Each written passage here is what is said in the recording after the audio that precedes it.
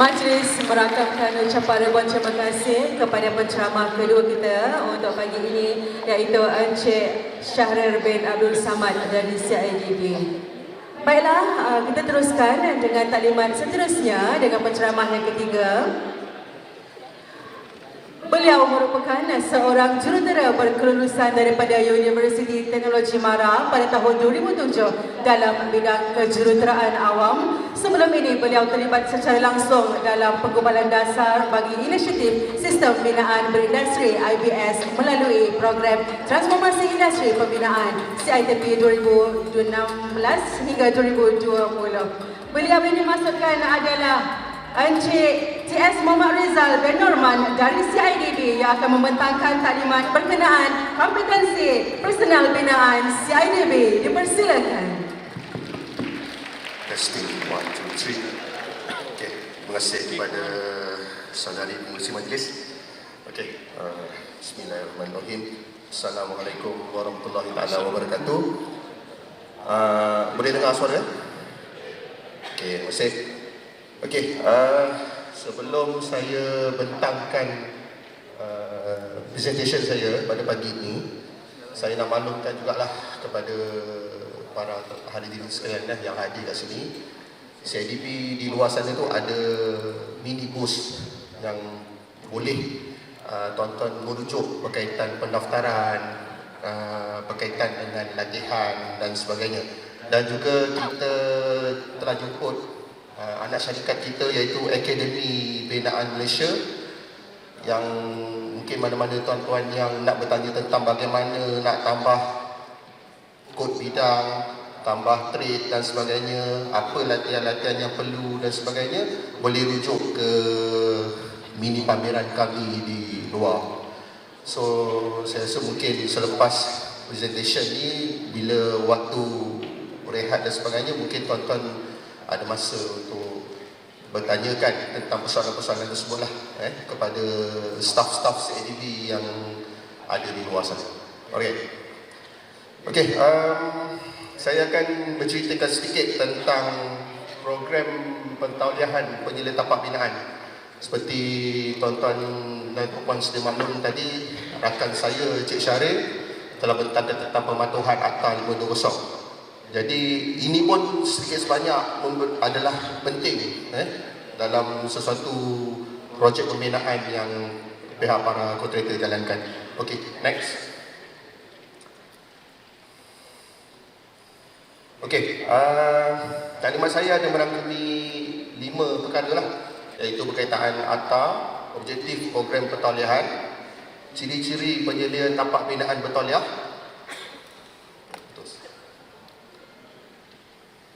Okey, tugas dan tanggungjawab penyelia tapak binaan bertauliah, dan yang seterusnya kaedah pentauliahan. Okey, next. Okey, next. Yang ini saya rasa tak perlu saya terangkan sebab ini telah diterangkan oleh rakan saya sebentar tadi. Okey, seterusnya.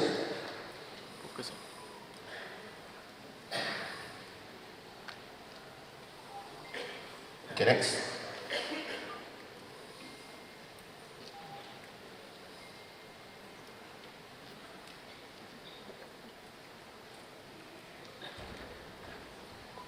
Okey, ini detail lah taksiran personal binaan. Okey, personal binaan ni artinya pekerja binaan am, separuh mahir atau mahir, penyelia tapak binaan, pengurus projek dan mana-mana pekerja dalam industri pembinaan sebagaimana yang ditentukan oleh lembaga lah. Itu erti personal binaan. Okey, seterusnya. Okey, tafsiran akreditasi artinya kalau ikutkan satu tata cara lah dengannya lembaga atau mana-mana yang diberi kuasa oleh lembaga untuk mengiktiraf sesuatu badan atau orang yang kita kata sebagai orang yang kompeten untuk menjalankan sesuatu tugasan khusus dalam industri pembinaan. Itu masuk akreditasi. Okey, seterusnya.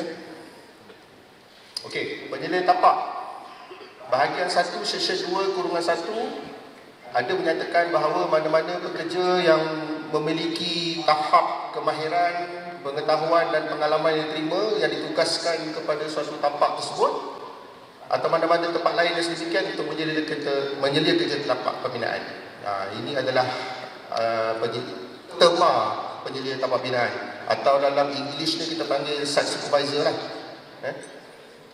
Okey, terusnya. Mengikut akta bahagian 7 Seksyen 33A-1, penyelia tapak binaan atau pekerja pembinaan mahir ini yang terlibat di dalam kerja-kerja binaan ni perlu diakreditasi oleh pihak lembaga ataupun CIDB lah. Seterusnya. Ini yang telah diterangkan tadi oleh rakan saya, maknanya Seksyen 33A-5 dan 33A-6, maknanya jika pekerja pembinaan penilaian tapak binaan ini tidak diakredit, maknanya menjadi satu kesalahan lah, yang boleh didenda tidak melebihi RM5,000. Okey. Seterusnya. Dan kalau sebelum ni penilaian tapak binaan ni termaktub dalam jadual ketiga.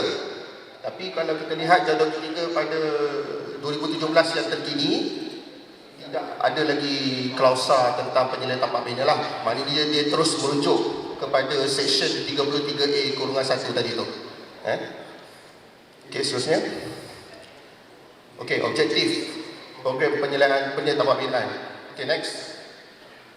Okey, antara objektif kenapa kita menjalankan program pentahlian ni adalah yang pertama, satu, untuk membantu memenuhi keperluan Akta 520. Dan yang kedua, kita nak mempertingkatkan kualiti kerja di tapak bina lah yang diselia oleh penyelia tapak binaan yang berkelayakan. Seterusnya, kita nak memastikan kompeten penyelia tapak binaan ni menepati dengan standard kemahiran pekerjaan kebahasaan atau NOS yang dibangunkan oleh industri pembinaan. Mengiktiraf dan mempertingkatkan kerjaya serta menggalakkan dan membudayakan pembelajaran sepanjang hayat. Ini adalah objektif kita lah. Okey, seterusnya. Ciri-ciri penyelia tapak binaan bertauliah. Okey. Minta maaf ada campur sikit dengan English, tapi tak apa, saya cuba terangkan dalam bahasa Melayu. Satunya, ciri-ciri site supervisor ni perlulah knowledgeable, competent dan resourceful, okay, untuk memenuhi kehendak klien. Pada masa sama, dia nak mengoptimiskan dari segi kos, masa dan juga kualiti sesuatu projek.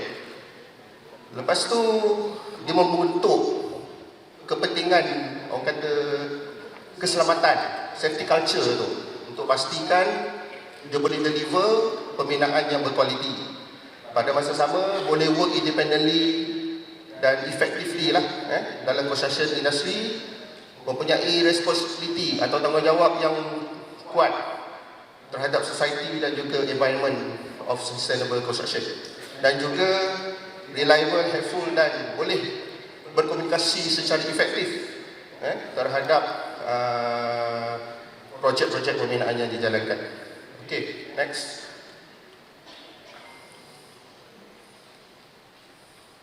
Okey, perbezaan antara cloud of work ataupun IOW dengan penyelia tapak binaan.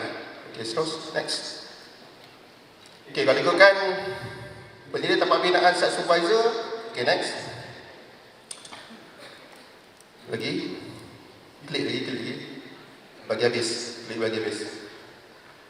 Okey, ada dua. Satu, kalau site supervisor ni kontraktor lah. Kalau IOW ni adalah daripada klien. Okey, seterusnya. Next. Kalau kontraktor ni dia adalah sebagai pengurus projek pembinaan klien. Next. Dia mempunyai RE, resident engineer, ataupun RA, resident architect. Skop kerja, tanggungjawab dan juga digalakkan mendapatkan kompetensi dan seterusnya adalah kemajuan kerjaya. Maknanya perkara ni sama je sebenarnya. Cuma dari segi aspek kontraktor, penyelia tapak binaan ni adalah penting lah untuk menguruskan sesuatu projek pembinaan. Okay, next. Okay, tugas dan tanggungjawab penyelia tapak binaan bertauliah. Ini adalah tugas dia. Satu, seperti tuan-tuan semalam lah, dia kena carry out pre-construction activities, implementation site administration, organize resort activities. Lepas tu dia kena memantau lah aktiviti pembinaan, suatu pembinaan dijalankan. Lepas tu carry out control activities dan juga perform personal supervisory function. Benda-benda ini semua adalah membantu dari segi untuk mengoptimiskan dari segi kos, masa dan kualiti lah dalam sesuatu projek. Okey, next. Kaedah pentadbiran. Okey. Kat sini kita ada kaedah bagaimana cara kita menilai penilai tapak bina ni. Yang pertama adalah ada 4 pilihan kategori, iaitu bidang-bidang yang perlu disyukuri. Satu, awam dan struktur, bangunan dan seni bina, kerja mekanikal dan kerja elektrikal. Yang mana kita ada 3 kaedah penilaian. Penilaian yang pertama adalah melalui latihan dan penilaian. Kedua, penilaian sahaja. Dan yang ketiga, melalui temuduga, RPLE. Yang mana kalau kita lihat kaedah 1 tu, pengendali program dia adalah PLB lah, Pusat Latihan Bertolak yang dilatih oleh CIDB, termasuklah Akademi Binaan Malaysia, ABM, yang di bawah CIDB. Dan yang kedua, kaedah penilaian ni adalah pengendali program sama ada di ibu pejabat CIDB atau pejabat CIDB negeri. Dan yang ketiga, melalui temuduga, sama dikendalikan oleh ibu pejabat CIDB ataupun pejabat CIDB negeri. Okay, next. Ini detail kaedah penilaian tu, macam mana kita CIDB menilai penyedia tapak bina ni. Okey, kaedah 1 melalui latihan dan penilaian. Maksudnya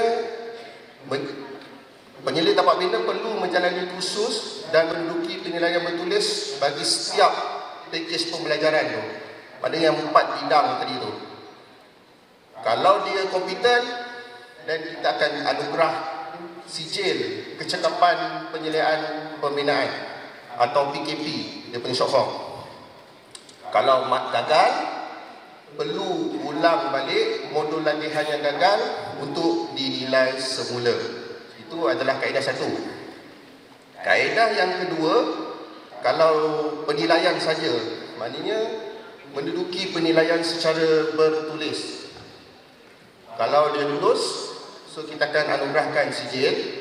Kalau belum lulus, maknanya perlu mengulangi kaedah yang sama atau menghadiri kaedah 3 dan dibenarkan untuk berbuat demikian sebanyak 2 kali sahaja. Jika masih belum kompeten, peserta diminta untuk menghadiri latihan dan penilaian kaedah 1.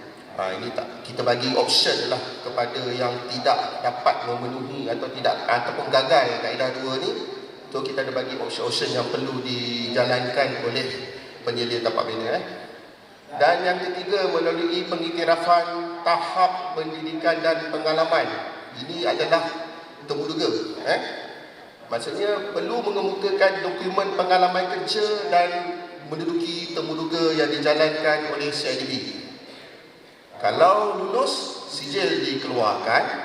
Kalau tidak lulus, perlu mengikuti kaedah nombor 2, penilaian sahaja, dan dibenarkan untuk membuat demikian sebanyak 2 kali. Kalau 2 kali gagal, perlu pergi ke kaedah 1 secara latihan dan penilaian.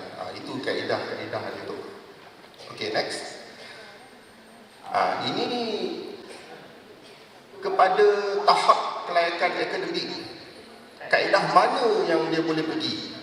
Okey, sebagai contoh, kalaulah penyelia tapak binaan tu mempunyai PhD, sarjana muda ataupun ijazah, mempunyai pengalaman kerja 2 hingga 3 tahun, kaedah pentadbiran dia boleh pilih sama ada nak pergi kaedah 1 tadi atau kaedah 2. Kalau pengalaman kerja lebih pada 3 tahun, dia boleh pergi mana-mana kaedah yang dia boleh pilih lah, 1, 2 atau 3.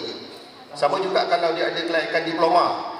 Okey, pengalaman kerja 2 hingga 5 tahun, dia hanya boleh pergi 1 atau 2. Kalau pengalaman dia lebih pada 5 tahun di tapak, dia boleh pilih kaedah mana penilaian yang mereka nak lah, sama ada 1, 2 atau 3. Sama juga CJ Politeknik, CJ Kemahiran Malaysia, CJ Kecikapan Kemahiran, CJ Teknikal yang mempunyai pengalaman di tapak 3 hingga 7 tahun, mereka boleh pergi memilih kaedah 1 atau 2, atau lebih pada 7 tahun pengalaman boleh memilih kaedah 1, 2 atau 3. Kalau kata penyelidik tapak tersebut mempunyai pendidikan sekolah menengah atau sekolah rendah, tetapi pengalamannya jauh lebih lama, sebagai contoh 7 hingga 10 tahun pengalaman sebagai site supervisor di tapak, jadi kaedah 1 atau 2 tadi boleh dipilih.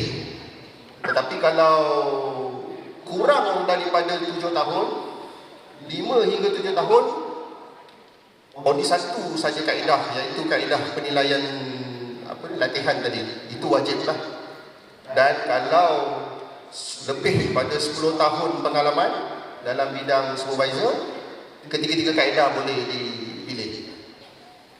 Kalau tahap pendidikan formal pun tak ada, contoh, tapi dia ada pengalaman lebih 15 tahun dalam bidang penyelidikan tapak binaan, dia boleh pilih kaedah 1, 2 atau 3. Ini adalah contoh-contoh mengikut tahap kelayakan akademik bagi penyelidik tapak binaan. Okey, next. Bagaimana penyelidik tapak binaan di Tauliah? Okey, next. Okey, kalau kita lihat yang kolom yang belah tengah, yang mana main contractor kelayakan untuk construction project manager ada degree. Kalau site supervisor ni ada diploma, yang mana penilaian kita buat berdasarkan 4 kategori tadi: civil and structure, building and architect, mechanical dan electrical, bagi kategori level 3. Kalau yang level 1 tu, level 1 dan 2 tu, itu adalah untuk kompetensi peserta binaan, untuk skill worker. Tapi yang untuk penyelidik tapak bina adalah di level 3. Okey, next. Ini adalah struktur yang mana bagaimana CIDP menilai penyelidik tapak bina. Maknanya setiap penyelidik tapak bina ni perlu mengikuti ke-4 modul ni, yang mana kita akan ada pengurusan di sub bidang utama, penyelidik trade tahap 3 lah yang saya katakan tadi, dan kita akan buat proses pembangunan rubrik penilaian dan pemangkahan lah untuk dinilai. Okey, seterusnya info tambahan. Okey, kenapa perlunya penyelidik tapak bina ni diakreditasi? Okey, ianya adalah selaras dengan garis panduan National Occupational Skills Standard atau NOS yang dibangunkan oleh JPK, Jabatan Pembangunan Kemahiran, yang mana kalau tuan-tuan dan puan sedia maklum, modul-modul yang CIDP keluarkan adalah telah mendapat pengiktirafan dan selaras dengan garis panduan NOS yang dikeluarkan oleh JPK.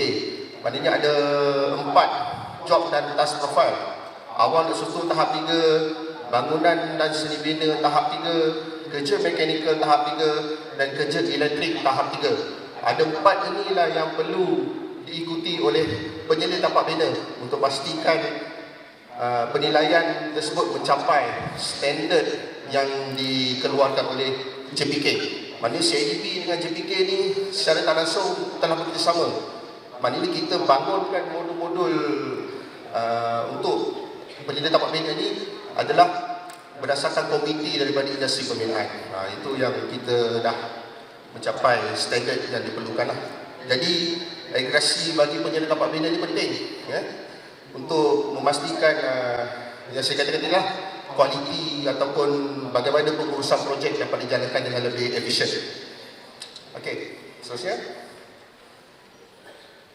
Ini adalah senarai kriteria dan skop penilaian lah.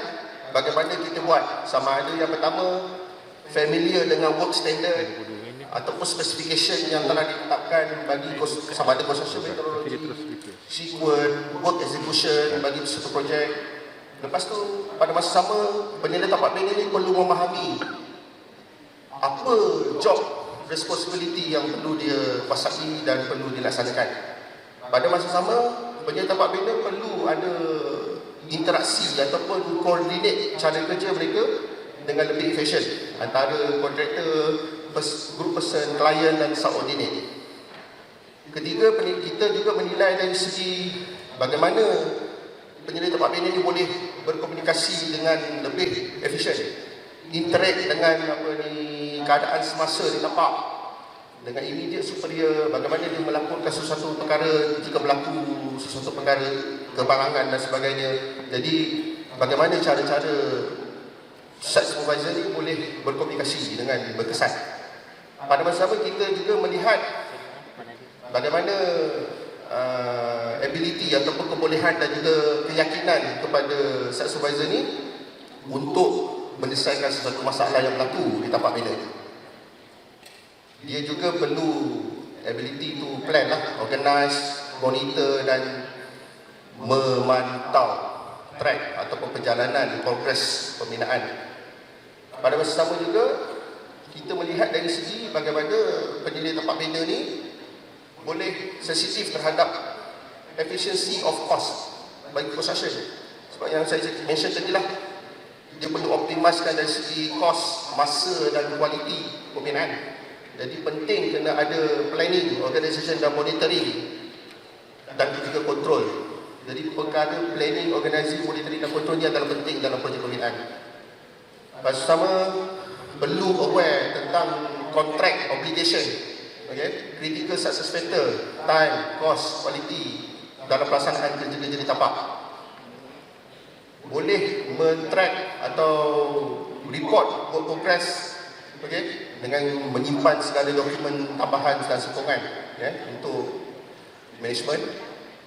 Ability to plan, organize, supervise manpower yang dia ada. Pada masa sama boleh organize dan supervise material ataupun machinery ataupun apa-apa saja bahan-bahan yang ada di tempat secara effectively dan efisien lah. Dan juga memahami kepentingan dan conformity constituent body seperti CIDB dan OSHI compliant. Ini adalah skop-skop kriteria yang kita CIDB menilai macam mana kita nak accredit penilaian tempat bina ni. Okay, next. Okay, ini adalah subjek penilaian yang perlu diikuti oleh penilai tempat bina.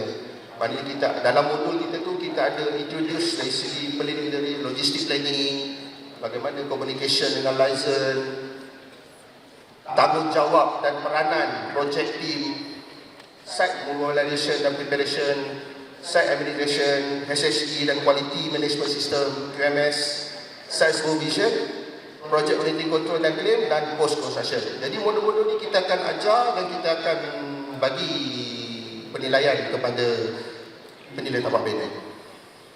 Okay, next. Ini adalah contoh pemakluman keputusan temuduga, okay, ataupun katakanlah yang sebelah kiri ini adalah keputusan temuduga ataupun penilaian telah lulus. Jadi kita akan nyatakan tarikh, tempat, alamat temuduga kat mana, bidang yang diambil lulus ke tak lulus, dan kita akan bagi 10 mata CCD kepada kontraktor tersebut. Walau bagaimanapun, ulang ni, jika tak lulus, samalah macam saya kata tadi, ikut kriteria kaedah tadi tu, dia perlu ulangi semula. Walaupun tak lulus, tetap juga kita bagi anugerah mata CCD sebanyak 10. Sebab itu adalah komitmen tuan-tuan dan puan untuk menghantar ataupun mengakredit pekerja penyelidik tapak binaan tuan-tuan dan puan. Ini adalah contoh lah. Okay, next. Inilah sijil yang penyelidik tapak binaan perlu dapat. Kita panggil short form PKP, Peraturan Kecakapan Penyelidikan Pembinaan. Okay. Jika dah lulus, inilah sijilnya, yang mana penyelidik tapak binaan tuan-tuan dan puan telah diakredit oleh CIDB. Dan setelah pada tu boleh update ke dalam sistem SIMLA untuk kod trade akreditasi yang akan tertera di dalam kad berita pembinaan atau hijau. Okay, next.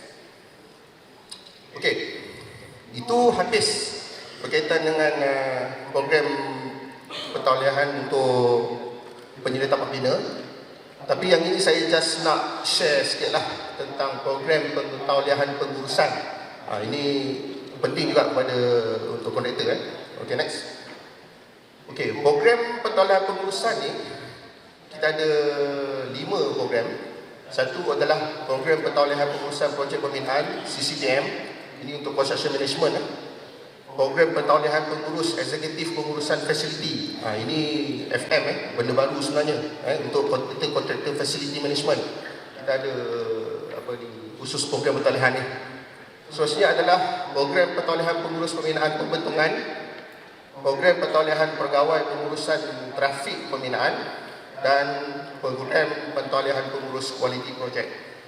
So ini di bawah pentolehan pengurusan management kontraktor. Okay, next. Okay, untuk CCPM ni adalah di peringkat project manager lah. Project manager yang kita boleh accredit dan orang kata perlu mendapatkan sertifikat lah untuk memastikan profesional di dalam menjalankan kerja-kerja sebagai program manager. So ada 189 sertifikat CCPM listed secara online. Dan kita akan buat 3 method of assessment secara professionalism untuk career development untuk project manager. Okay, next. Ini dia punya, sama je macam yang saya cerita tadi, kaedah 1, kaedah 2, kaedah 3 tadi. Dan juga syarat kelayakan minima dia ada, sama ada profesional, ada sarjana, ada sijil antarabangsa, sarjana muda, even kepada sijil dalam bidang berkaitan pembinaan. Maknanya mengikut kaedah 1, latihan, kaedah 2, penilaian, dan ketiga, terduga mengikut pengalaman kerja berada di tempat ataupun sebagai pengurus projek. Okay, next.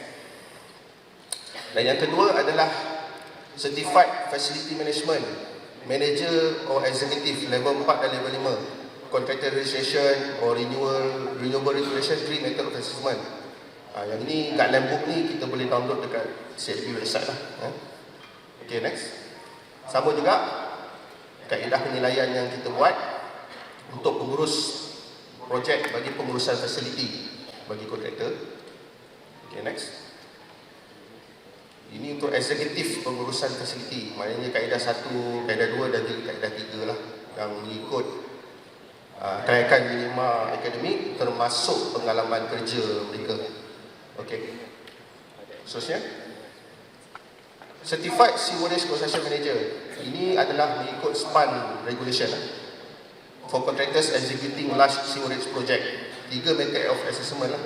IWKTC is the training provider. Maknanya kita telah pun bekerjasama dengan IWK untuk menjalankan program latihan ni. Okay, next. Sama juga pengalaman tahun kerja termasuk dengan kelayakan akademik. Okay. Certified Construction Traffic Management Officer level 4, yang ini adalah kalau ada keperluan daripada JKR lah. 3 method of assessment, calling of past participant for refreshment course. Yang ini kita bersama dengan JKR, Certified Construction Traffic Management. Next. Sama juga dia punya experience dalam infra construction project, mandatory requirement yang perlu diikuti, dan juga accreditation method. Dan last sekali adalah Certified Project Quality Manager level 6. Yang ini kita telah bersama dengan kolaborasi bersama dengan Petronas lah. Okey, yang mana CIDP Petronas telah mengadakan collaboration program untuk Petronas requirement untuk oil and gas. Dan juga CIDP Certification and the Registration International Recognized Accredited Training Provider. Ini untuk orang kata program-program yang berkaitan dengan oil and gas, kontraktor oil and gas. Kita telah pun menjalinkan kerjasama dengan Petronas untuk memastikan pekerja-pekerja mereka di-accredit. Okey, saya rasa itu saja daripada saya. Kalau ada sebarang soalan, saya mungkin dah masih mencubui. Tapi seperti saya maklumkan tadi pada tuan-tuan dan puan, kalau ada persoalan berkaitan latihan dan sebagainya, kita di luar sana tu ada booth CIDB termasuk Akademi Bina Malaysia. Jadi ambil peluang ni untuk pergi ke bus-bus kami, dapatkan informasi. Kalau ada pertanyaan yang tuan-tuan dan puan perlu tanya berkaitan latihan, macam mana nak tambah kod bidang, macam mana nak jalankan PKK, SKKP, SKP termasuk PKP ni, mereka boleh bantu insyaAllah. So saya rasa saya sudahi dengan wabillahi taufiq wal hidayah. Assalamualaikum warahmatullahi taala wabarakatuh. Terima kasih.